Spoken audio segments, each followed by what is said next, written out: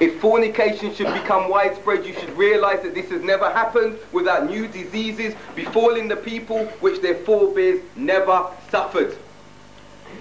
And we've got that because there's no cure for AIDS as far as we know. And look how desperate the people are running around looking for a cure.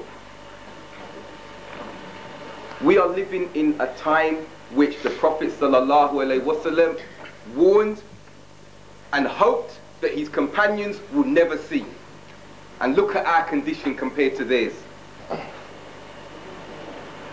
If people should begin to cheat in weighing out goods, how many honest Muslims do we know? When you say to a brother, here, take my wallet, or brother, can you weigh out goods for me? Oh brother, is this meat halal? I'm coming to this butcher's and he sees you with your beard and everything. And he suddenly hides the pork in the corner. He hides the pork in the corner.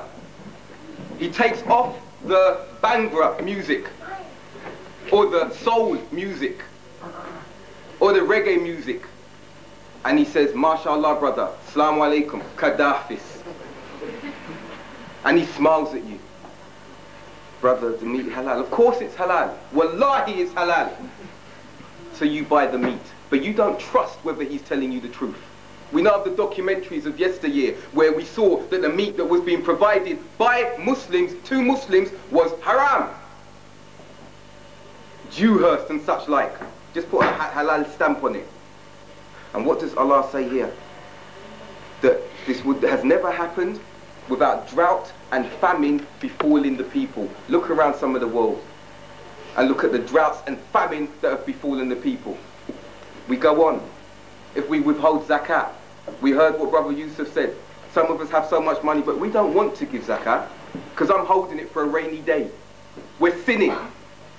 Abu Bakr, radiallahu an, waged jihad against those who withheld their zakat after the Prophet ﷺ died. So if you were there at that time, you would have the likes of Abu Bakr, Umar, Uthman, Ali, Muawiyah, Talha, Zubair. You would have all of them against you because you withheld your zakat, an obligation upon you to pay. And what is the result? The rain would have been stopped from falling. But if it weren't for, because of the animals, Allah ensures that it still rains. There's a lot to go through, but I'll finish off elaboration upon this hadith. If the people should break their covenant with Allah and His Messenger, you should realize that this has never happened without Allah sending an enemy against them to take some of their possessions by force. Our brother mentioned in the preceding talk, beautiful narration, where it described that the Muslims will be so numerous like the scum of the ocean. And that Allah would have taken out of their hearts wahan, placed in our hearts wahan. And they asked, and I'll elaborate because this is a hadith that's important. Remember, the revelation does not contradict itself. And this point here, Allah sending an enemy against them to take some of their possessions by force if we break the covenant of Allah. And what did they say? When they asked him, what is wahan? And he said, Hubbul dunya wal khara'itul maut. Hubbul dunya wal khara'itul maut. Love of this dunya, of this world, and hatred of death. And we love this world now, our Muslims. I ask you to ask yourselves, why are you studying academic subjects? Don't just come off quickly now because you're sitting in front of Abdul Haq or there's Muslims around you because I want to do dawah to the Muslim, I want to take it abroad, I want this. No, you want your nice car, your nice wife, you sit at home, mashallah, your nice big TV, your nice house in the suburbs away from the Muslims because I'm embarrassed to be amongst the Muslims, they're backward. Now, this is why some of us are studying. Our intention is not, some of us are studying English, government and politics. How does that help the Muslims? How does that help the Muslims? We need now, as we're sitting here, O Muslims, to assess ourselves because we are in a time which is very, very dangerous. We are in a time when we need to return to our deen. We are in a time, as the Prophet ﷺ described, where we are like holding hot coals, holding onto hot coals to preserve our deen. When I asked Sheikh Salim al-Hilali about this time in this society 2-3 years ago, I said, that hadith, is it applicable to us here now? He said, well, if it's not applicable to you, who else is it applicable to?